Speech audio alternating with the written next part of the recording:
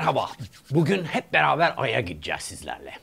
Bundan 1000 yıl önce bugünkü Londra kentinin göbeğinde Thames Nehri'nin ortasında bir ada vardı. Torney Adası. Artık yok. 960 yılında Benedik rahipleri ada üzerinde bir manastır inşa ettiler.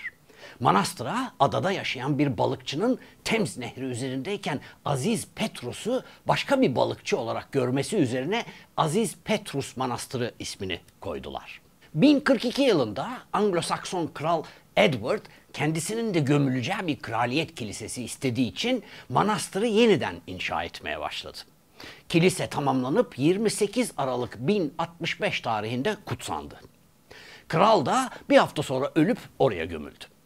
Bu kilise kentin doğusundaki Eastminster yani Doğu Kilise olan Aziz Paul Katedrali'nden ayırt edilmesi için Westminster yani Batı Kilise olarak bilinmeye başlandı. 2 asır sonra 1245'te zamanın ihtişamlı Fransız katedrallerinden etkilenen Kral 3. Henry kiliseyi yıktırdı ve Westminster Abbey'nin şimdiki bildiğimiz o gotik tarzıyla yıllar sürecek inşaatı başladı. Şimdi orası ülkenin en önemli, en popüler sembollerinden biri ve bir UNESCO Dünya Mirası alanı olarak her yıl 1 milyondan fazla ziyaretçiyi ağırlıyor. İngiliz İmparatorluğu'nun 40 hükümdarı orada taç giydi. 17 kraliyet düğünü orada gerçekleşirken 17 kral da orada gömülü. Sadece kraliyet değil, toplamda 3300 kişi orada gömülü veya bir şekilde anılıyor.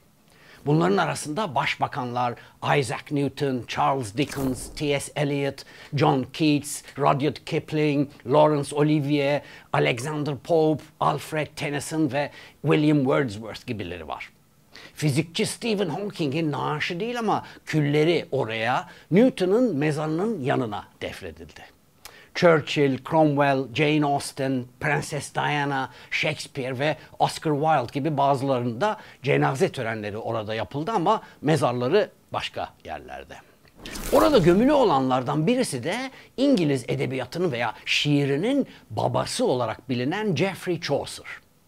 Öyle önemli ki Ay'daki bir kratere onun ismi verildi. Chaucer 14. yüzyılın ikinci yarısında yaşadı ve bize bütün dünyanın tanıdığı o 17.000 mısradan oluşan ve Londra'dan Canterbury Katedrali'ne giden yolda vakit geçirmek için hikaye anlatma yarışına giren bir grup hacı hakkındaki 24 öyküyü kapsayan başyapıtı Canterbury masallarını verdi. O öykülerin birinde ahlak ve din temalarını işliyor ve bir aldatma ve hakikat masalına atıfta bulunuyordu. Her ne kadar ismi geçmese de muhtemelen daha önce ziyaret ettiği ve gerçek ve yalanlarla ilgili eski bir efsaneyi betimleyen mermer bir maske olan Bocca della Verita'yı yani gerçeğin ağzı barındıran Roma'daki Santa Maria Kilisesi'nden bahsediyordu. O kilisede şimdi de görebilirsiniz Valentin adında antik Romalı bir şehidin kafatası sergileniyor. Her yıl binlerce turist o Aziz'in kafatasının önünde diz çöküp dua ediyor. Kim mi bu Aziz Valentin? Aslında asıl soru kimler olmalı, kimin saydığına bağlı olarak aralarında bir İspanyol münzevi ve bir kadın olan Valentina'nın da bulunduğu 12 ila 14 arasında Aziz Valentin var ama hepimizin bildiği o Sevgililer Günü'nün Aziz Valentin'i 3. yüzyılda Roma'da vaaz veren 2 adamdan biriydi. Bu 2 kişiden biri 14 Şubat 269 yılında şehit edildi ve böylece kendi adını taşıyan günün tarihini bize vermiş oldu. Peki bu adamın yani Aziz Valentin'in aşkla, tebrik kartlarıyla, yılın en pahalı gülleri ve fahiş fiyatlı restoranlarla ne ilgisi var derseniz aslında yok. Onun öldüğü gün Hristiyanlıktan önceki antik pagan festivali Lupercalia'da kutlanıyor ve ziyafet ve çiftlerin eşleştirilmesini içeriyordu. Festivalde rahipler etrafta dolaşıp kurban edilen bir keçinin derisinden yapılmış şeritleri kana batırıp bunlarla kadınları kamçılıyordu. Kadınları daha doğurgan yapmak için. Yani o günün aşkla, meşkle pek ilgisi yoktu. O ilgiyi Chaucer kurdu. Kuşların Meclisi isimli şiirinde 14 Şubat'ta kuşların toplanıp eşlerini seçtiğini anlatıyordu. Zaten 14 Şubat o zamanlar Britanya'da baharın ilk günü olarak kabul ediliyordu. Çünkü kuşların çiftleşme mevsiminin başlangıcıydı. İşte Chaucer'ın şiirsel kafasında yarattığı 14 Şubat, 1000 yıl önce Aziz Valentin'in şehit edildiği güne de rast geldiğinden o hepimizin bildiği Sevgililer Günü, yani Aziz Valentin günü ortaya çıkmış oldu. Bugünkü Sevgililer Günü tebrik kartları, çikolata, çiçek ve mücevher gibi Sevgililer Günü'nden faydalanan çeşitli sektörlerin bir ürünü. Batı tatillerinin hoş karşılanmadığı ülkelerde bile kutlanıyor. Yasak olmasına rağmen mesela Suudi Arabistan'da Şubat ayında kırmızı güller ve kalp şeklinde çikolatalar için gelişen bir kara borsa var. Japonya'da muhtemelen eski bir çikolata reklamındaki çeviri hatası nedeniyle kadınların sevgililerine ve hatta erkek iş arkadaşlarına çikolata vermeleri bekleniyor. Sadece Birleşik Devletler'de Sevgililer Günü'nün ekonomik büyüklüğü yılda 26 milyar dolar. 130 milyonun üzerinde birey her yıl 14 Şubat'ta adam başı ortalama 185 dolar harcıyor. Zaten hep öyle değil miydi? Aşkla dolar hep at başı gidiyor. Birleşik Devletler'de bugün vasat bir gülün ortalama fiyatı 5 dolar. Biliyorsunuz o 5 doların üzerinde Sevgililer Günü'nden 2 gün önce 12 Şubat'ta doğan Başkan Abraham Lincoln'un resmi var. 1914'ten beri. O resim tamı tamına 18 Amerikan başkanının resmini çeken ve Birleşik Devletler'in ilk önemli fotoğrafçısı Matthew Benjamin Brady'den alınma. Zavallı adamcağız aynı zamanda Amerikan İç Savaşı'nda binlerce resmini çekip belgelemiş ve daha sonra hükümet satın alır diye 100 bin dolar harcayarak, ki bugünün parasıyla 3 milyon dolardan fazla eder, 10 binden fazla plaka arşivlemiş. Hükümet almayınca da iflas edip 5 parasız ölmüş. En azından Washington DC'deki Kongre mezarlığına gömülmüş. Abraham Lincoln'ın ise Illinois'da bir anıt mezarı var. Mezar orada ama aynı Chaucer gibi ona Londra'daki Westminster Abbey'de rastlıyoruz. Önündeki parlamento meydanında heykeli var. Yine aynı Chaucer gibi aydaki kraterlerden birisine de ismini vermiş. Abraham Lincoln gibi 12 Şubat 1809'da Sevgililer Günü'nden 2 gün önce aynı tarihte doğan ünlü birisi daha var. O da Westminster Abbey'de gömülü. Onun da ismine ayda bir kriter var. Onun da resmi bir para üzerinde. 2000 yılından 2018'e kadar İngiliz 10 sterlinlik banknotun arkasında sakallı bir portresinin yanı sıra onunla anılan ünlü gemi HMS Beagle, bir büyüteç ve seyahatlerinde görülen flora ve fauna görüntüsü yer aldı. Evet, bildiniz, Charles Darwin o adam. Aslında Lincoln ile Darwin arasındaki benzerlikler burada bitiyor. Çünkü aynı gün doğan bu iki adam çok farklı koşullarda dünyaya geldiler. Amerika'nın 16. başkanı Kentucky'nin vahşi doğasında böyle derme çatma bir kulübede doğarken Darwin, Severn Nehri'ne ve İngiltere'nin ortaçağ pazar kasabası Shrewsbury'ye bakan bir arazideki büyük bir malikanede doğdu. Varlıklı sosyete doktoru ve finansçı Robert Darwin ile yine varlıklı bir doktor ve o enfes porselen, çömlek, çini ve lüks aksesuar üreticisi Wedgwood ailesinin kızı olan Susanna Wedgwood'un 6 çocuğundan 5.'siydi. Babası oğlunun kendi izinden gitmesini istiyordu.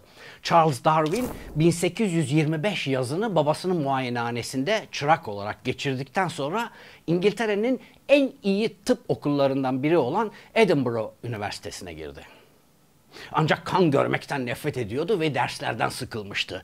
Tıp fakültesini bıraktı ve babasının hayallerini yıktı.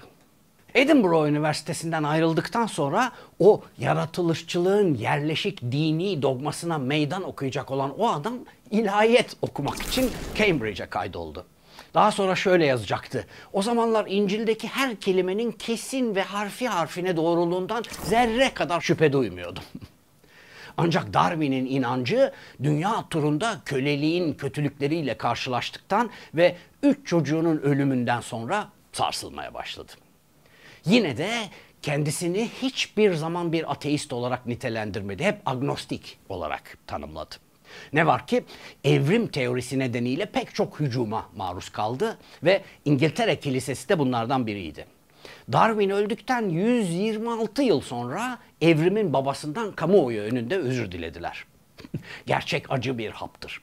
İngiltere Kilisesi Darwin'in tezlerini tamamen yanlış anladığını kabul etti ve sembolik de olsa telafi etmeye çalıştı. Daha kötüsü de var.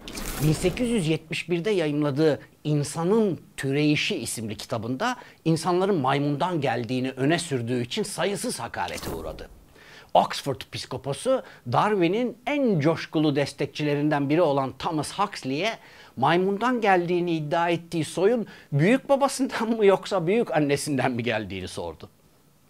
Bunlar Darwin'i yıldırmadı. Çığır açan çalışmalarıyla biyoloji ve yaşamın kökeni anlayışında bir devrim yarattı. Türlerin Kökeni Üzerine adlı ufuk açıcı çalışmasında dile getirdiği doğal seçilim yoluyla evrim teorisi, türlerin yaratılışı ve gelişimi hakkındaki uzun süredir devam eden inançlara meydan okudu. Bunun yerine yaşamın çevresel baskıların yönlendirdiği kademeli değişiklikler yoluyla zaman içinde evrimleştiğini öne sürdü. Yeryüzündeki tüm yaşamın birbirine bağlı olduğuna dair görüşleri modern evrimsel biyolojinin temelini attı. Bilimsel düşünceyi sonsuza dek değiştirdi ve genetik, antropoloji ve ekoloji gibi alanları yeniden şekillendirdi. Sadece bilimin gidişatını değiştirmekle kalmadı, aynı zamanda derin kültürel, felsefi ve dini sonuçlar doğurarak bilim tarihinin en etkili figürlerinden biri olarak kalıcı bir miras bıraktı bize. 2 gün önce doğmuş olması onu Chaucer gibi Sevgililer Günü'nün romantik kutlamalarıyla ilişkilendirmiyor.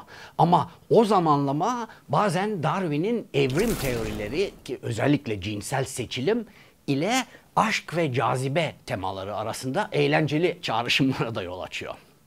Hatta kendisi de eş seçimi ve cinsel seçilimin doğal dünyadaki rolü hakkında kapsamlı yazılar yazdı. Onun için belki onun da kratere verilen ismi dolaylı olarak Sevgililer Günü'nün kutlandığı aşk, eşleme ve üreme fikirleriyle bağlantılı. Örneğin İnsanın Türeyişi isimli kitabında güzellik, kur yapma davranışları ve eşler için rekabet gibi özelliklerin evrimde nasıl önemli roller oynadığını araştırdı. Bu bağlantı kasıtlı olmaktan çok tesadüfi olsa da Darwin'in cinsel seçilime ilişkin bilimsel araştırması ile Sevgililer Günü'nün romantik kavramlarının yan yana gelmesi bize bilim ve kültürün o büyüleyici kesişimini sunuyor. Öyle de aslında pek de romantik bir adam değildi Darwin. Evlenmeden 1 yıl önce kendisine evliliğin iyi ve kötü yanlarını tanımlayan 2 sütunlu bir liste oluşturmuştu. Evlen sütununda çocuklar, sürekli bir arkadaş, yaşlılıkta dost, her halükarda bir köpekten daha iyidir ve eve bakacak biri ibareleri vardı. Evlenme sütununda ise istediği yere gitme özgürlüğü, kulüplerde zeki adamlarla sohbet ve zaman kaybı. O sütunlarda aile bağları diye bir kavram yoktu çünkü Darwin 1839'da kuzeni Emma Wedgwood ile evlendi. Böyle işte Chaucer, Lincoln ve Darwin. Hepsi Westminster Abbey'de birbirine bakıyor. İkisinin resmi ulusal paralara konuk olmuş.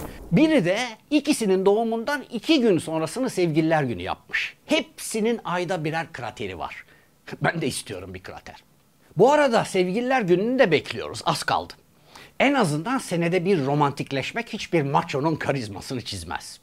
Tabii romantizm herkes için aynı anlama gelmiyor. Adamın biri av tüfeğini omzuna atıp ormanda ayı avına çıkar. Bir tane görür, nişan alır, ateş eder, havayı bir duman kaplar, duman dağılır ve hiçbir şey yoktur. Adam omzunda bir dokunuş hisseder ve arkasını dönünce ayıyı görür. Ayı adama arkanı dön ve eğil der. Ertesi yıl adam yine ava çıkar. Ormanda aynı yere. Bu sefer makinalı tüfek getirmiştir. Ayıyı yine görür, nişan alır, bir düzine mermi sıkar, havayı bir duman kaplar, duman dağılır ve yine hiçbir şey yoktur. Adam yine omzunda bir dokunuş hisseder. Arkasını döner, yine o ayı. Ayı arkanı dön ve eğil der. Ertesi yıl adam yine ava çıkar. Ormanda aynı yere. İşinden ayrılmış ve zamanın çoğunu bu ayıyı düşünerek geçirmiştir. Bu sefer yanında bir bazuka getirir. Ayıyı yine görür, nişan alır, bir düzine ateş eder, her yere toprak saçılır, havayı duman doldurur, duman dağılır ve yine hiçbir şey yoktur. Adam omzunda yine bir dokunuş hisseder. Arkasını döner, yine o ayı. Arkanı dön ve eğil. Ertesi yıl adam yine ava çıkar. Ormanda aynı yere. Boşanmış ve yılın çoğunu terapide geçirmiştir. Artık karavanında yaşamaktadır. Bu sefer bir top getirmiştir. Ayıyı tekrar görür, nişan alır ve topu ateşler. Toprak her yere dağılır. Havayı duman kaplar. Duman dağılır ve geride kocaman bir kraterden başka bir şey kalmamıştır. Adam omzunda bir dokunuş hisseder. Arkasını döner, yine o ayı. Ama ayı bu sefer sorar. Bana bak, sen buraya avlanmak için gelmiyorsun değil mi?